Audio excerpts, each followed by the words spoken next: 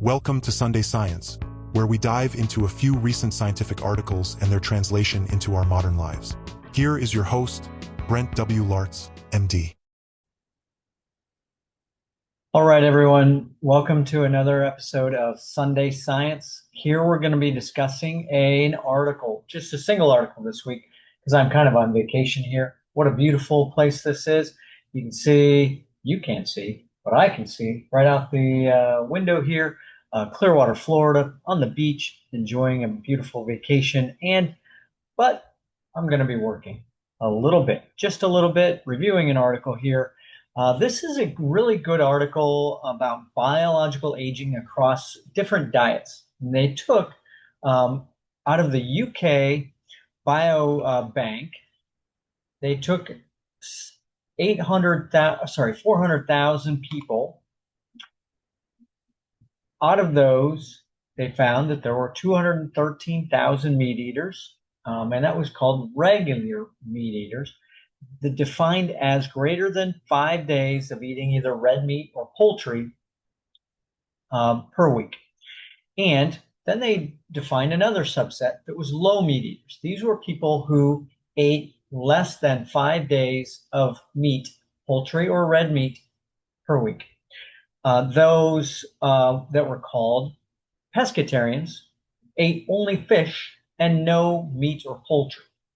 Then they had another subset, and that was 9,313 out of the 400,000 people. 7,477 additional people were defined as vegetarians.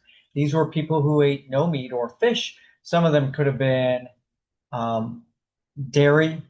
They could have been had dairy or not. So there were about 1,500 people, I think the number was, out of those that were completely vegan.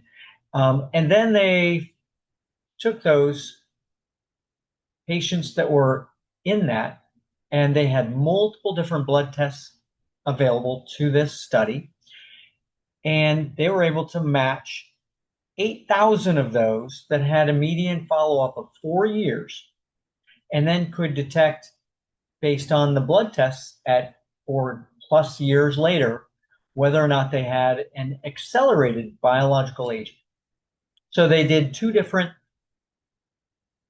calculations: the Clemara-Duval method, KDM-BA method, which includes the forced expiratory volume in 1 second, the FEV1, systolic blood pressure, albumin, alkaline phosphatase, BUN, creatinine, CRP, glycated hemoglobin, and total cholesterol, which is an extensive biological age method. Okay, so then they also had a PhenoAge, which has a shortened or abbreviated number of biomarkers.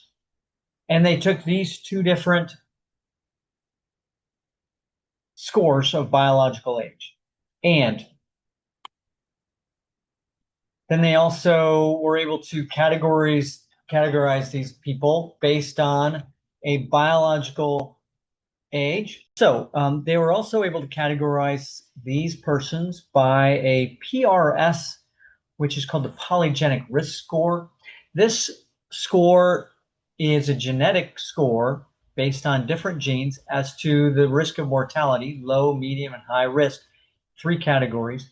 And they were able to tease these out again to make sure that there was not any genetic cause of this. Okay, here's what we found.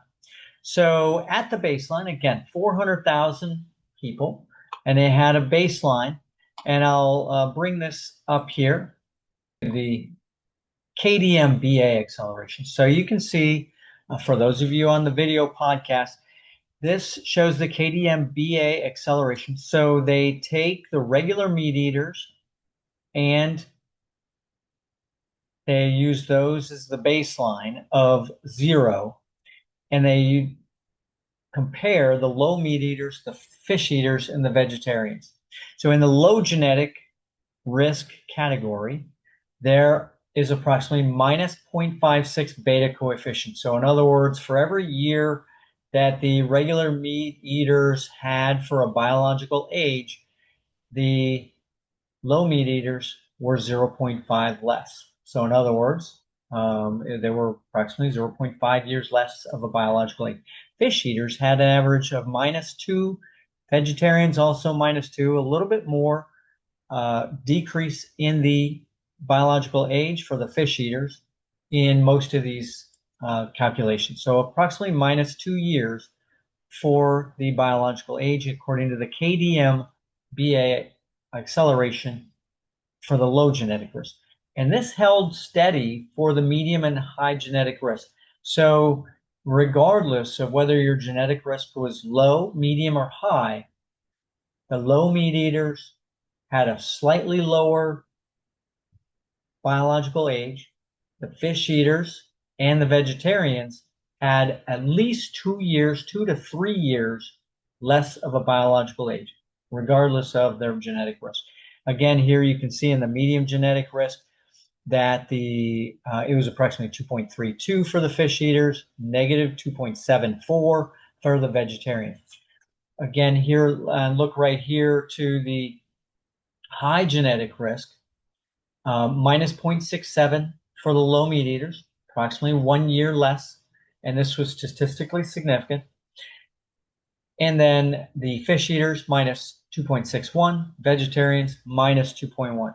And you think, why would that be? Why would fish eaters be any better? And somewhat obvious could be some different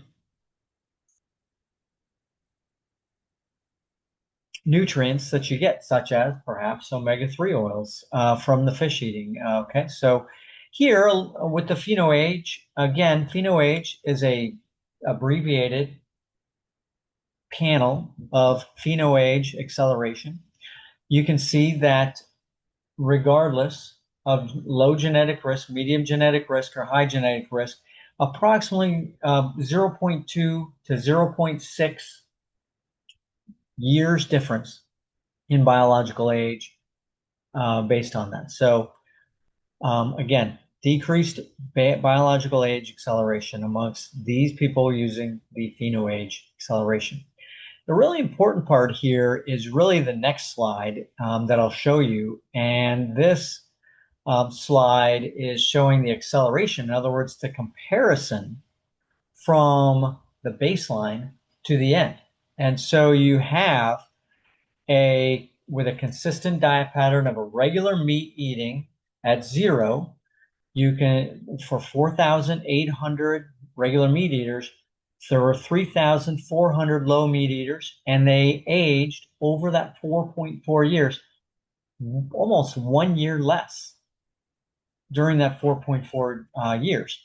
And the fish eaters aged approximately 1.78 years less, and the vegetarians approximately 2.3 years less. And this was on the KDM-BA acceleration pattern.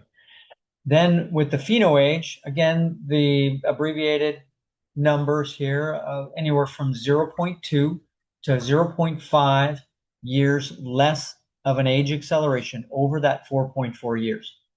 So pretty significant there, showing that that there was a major decrease in the aging of those people who were either lower meat eaters, although that was a little bit less, and the persons who were either pescatarians or vegetarians had a marked decrease in the biological age acceleration from baseline to 4.4 years later.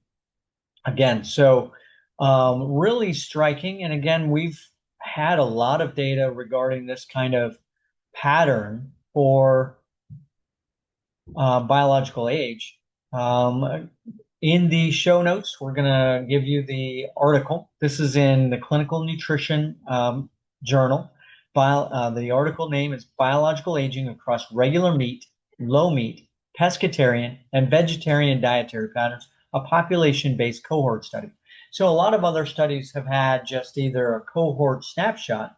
This gave us a snapshot of this, and also then took the patients on a longitudinal 4.4 years later, showing that they not only started at baseline lower, but they aged less in the 4.4 years of follow-up. So again, so what is the best diet?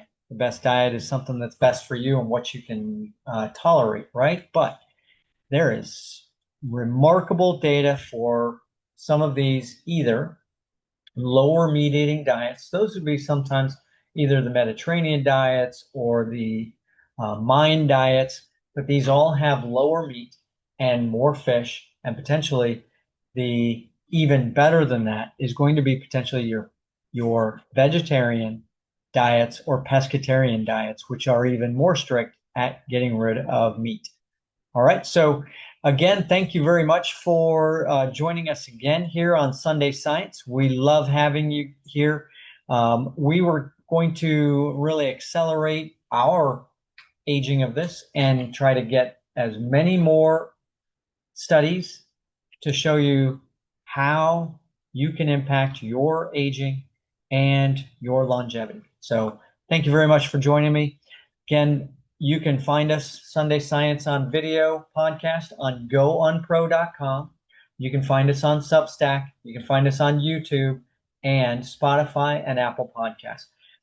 To find the video, it is in general has the blue artwork for the podcast. If the podcast has a purplish maroon artwork, then this is going to be the audio only. Okay, so if you're trying to look for us, I'd say search either GoUnPro or Brent W. Laartz MD on YouTube. I think that's probably the easiest way, but also gounpro.com. That's GOUNPRO.com. Thanks for joining us and happy Sunday.